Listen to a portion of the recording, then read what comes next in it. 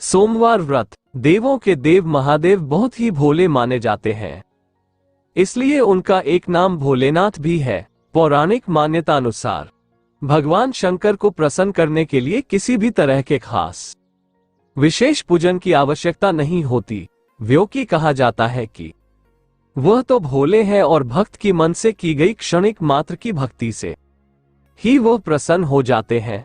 अगर आप भी शिव की भक्ति और कृपा पाने के लिए सावन के सोमवार का व्रत करते हैं तो इस कथा से भोलेनाथ को प्रसन्न कर सकते हैं।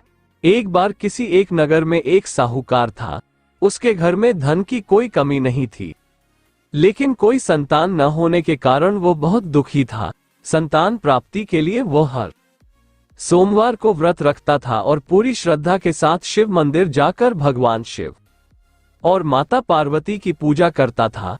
उसकी भक्ति देखकर एक दिन मां पार्वती प्रसन्न होकर भगवान शिव से साहूकार की मनोकामना पूर्ण करने का निवेदन किया। पार्वती जी के आग्रह पर भगवान शिव ने कहा कि हे पार्वती, इस संसार में हर प्राणी को उसके कर्मों का फल मिलता है और जिसके भाग्य में जो हो उसे भोगना ही पड़ता है। लेकिन पार्वती जी ने साहूकार की भक्ति देखकर उसकी मनोकामना पूर्ण करने की इच्छा व्यक्त की। माता पार्वती के आग्रह पर शिव जी ने साहूकार को पुत्र प्राप्ति का वरदान तो दिया, लेकिन उन्होंने बताया कि यह बालक 12 वर्ष तक ही जीवित रहेगा। माता पार्वती और भगवान शिव की बातचीत को साहूकार सुन रहा था, इसलिए उसे ना तो इस बात की खुशी थी और ना ही दुख। वो पहले की भांति शिव जी की पूजा करता रहा। कुछ समय के बाद साहूकार की पत्नी ने एक पुत्र को जन्म दिया। जब वो बालक 11 वर्ष का हुआ तो उसे पढ़ने के लिए काशी भेज दिया गया। साहूकार ने पुत्र के मामा को बुलाकर उसे बहुत सारा धन देते हुए कहा कि तुम इस बालक को काशी विद्या प्राप्ति के लिए ले जाओ। तुम लोग रास्ते में यज्ञ कराते जाना और ब्राह्मणों को भोजन दक्षिणा देते हुए जाना। दोनों मामा भांजे इसी तरह यज्ञ कराते और ब्राह्मणों को दान दक्षिणा देते काशी नगरी निकल पड़े। इस दौरान रात में एक नगर पड़ा जहां नगर के राजा की कन्या का विवाह था, लेकिन जिस राजकुमार से उसका विवाह होने वाला था वो एक आंख से काना था। राजकुमार के पिता ने अपने पुत्र के काना होने की बात को छुपाने के लिए सोचा क्यों न उसने साहूकार के पुत्र को दूल्हा बनाकर राजकुमारी से विवाह करा दूं। विवाह के बाद इसको धन देकर विदा कर दूंगा और राजकुमारी को अपने नगर ले जाऊंगा। लड़के को दूल्हे के वस्त्र पहनाकर राजकुमारी से विवाह करा दिया गया।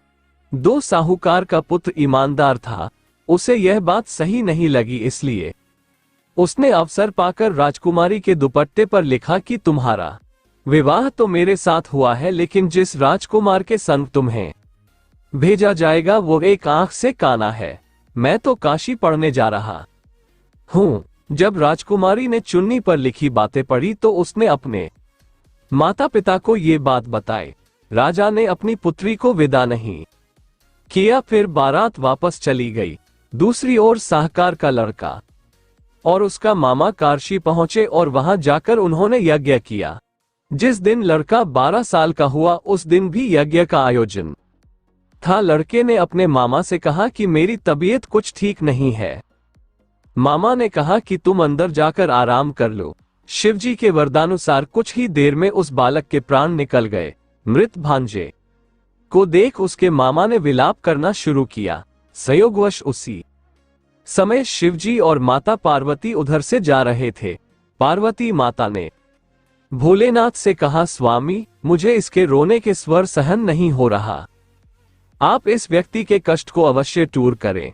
जब शिवजी मृत बालक के समीप गए तो वह बोले कि यह उसी साहूकार का पुत्र है जिसे मैंने 12 वर्ष की आयु का वरदान दिया था। अब इसकी आयु पूरी हो चुकी है। लेकिन मात भाव से विभोर माता पार्वती ने कहा कि हे महादेव, आप इस बालक को और आयु देने की कृपा किए, अन्यथा इसके वियोग में इसके माता पिता भी तड़प तड़प कर मर जाएंगे। माता पार्वती के पुनः आग्रह पर भगवान शिव ने उस लड़के को जीवित होने का वरदान दिया। शिवजी की कृपा से वो लड़का जीवित हो गया। शिक्षा पूरी करके लड़का मामा के साथ अपने नगर की ओर वापस चल दिया।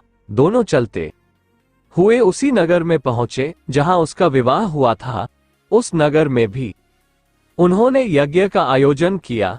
उस लड़के के ससुर ने उसे पहचान लिया और महल में ले जाकर उसकी खातिरदारी की और अपनी पुत्री को विदा किया। 3 इधर साहूकार और उसकी पत्नी भूखे प्यासे रहकर बेटे की प्रतीक्षा कर रहे थे। उन्होंने प्रण कर रखा था कि यदि उन्हें अपने बेटे की मृत्यु का समाचार मिला तो वह भी प्राण त्याग देंगे, परंतु अपने बेटे के जीवित होने का समाचार पाकर वो बेहद प्रसन्न हुए। उसी रात भगवान शिव ने साहूकार के स्वप्न में आकर कहा, हे श्रेष्ठी, मैंने तेरे सोमवार के व्रत करने और व्रत कथा सुनने से प्रसन्न होकर तेरे पुत्र को लंबी आयु प्रदान की है।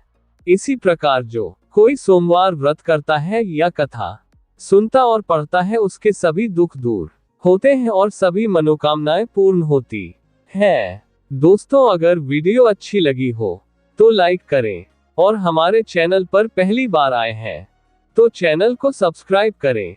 मिलते हैं एक नई वीडियो के साथ में। तब तक के लिए नमस्कार, जय हिंद।